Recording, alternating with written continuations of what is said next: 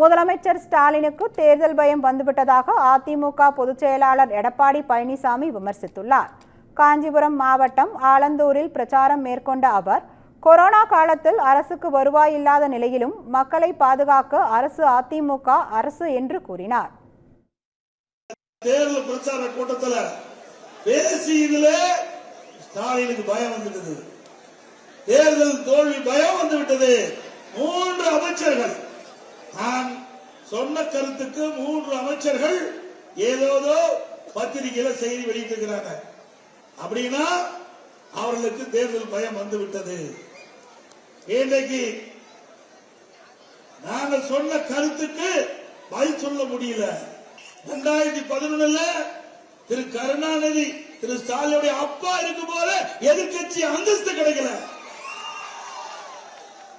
ஆனா எங்களுடைய இதய புரட்சி தலைவி அம்மா மறைவுக்கு பிறகு எவ்வளவு சோதனை, கொஞ்சம் நஞ்ச சோதனையா நாங்க சந்திச்சோம். அவ்வளவு சோதனை சந்திச்சு 2021 பிரதான எதிர்க்கட்சி என்ற வரிசையிலே அமர்ந்த அதிமுக சரி செய்தோம். அதற்கு பிறகு கொரோனா, உங்களுக்கு எப்படிப்பட்ட காலம் தெரியும். இந்த வீதியில யாருமே நடமாடல. ஓராண்டு 11 மாத காலம் மக்கள் வீட்டிலேயே இருந்தார்கள். அப்படி கொரோனா காலம், அந்த காலத்துல கூட சிறப்பான ஆட்சி கொடுத்த ஒரே அரசாங்கம் அதிமுக அரசாங்கம். அரசாங்கத்துக்கு 1 ரூபாய் வருமானம் கிடையாது.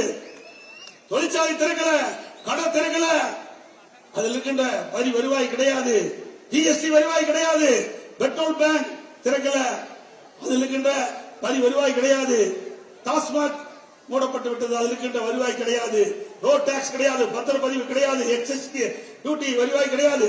இவ்வளவு வருவாய் இல்லாம இருந்து கூட சிறப்பான ஆட்சி கொடுத்த ஒரே அரசாங்கம் அதிமுக அரசாங்கம்.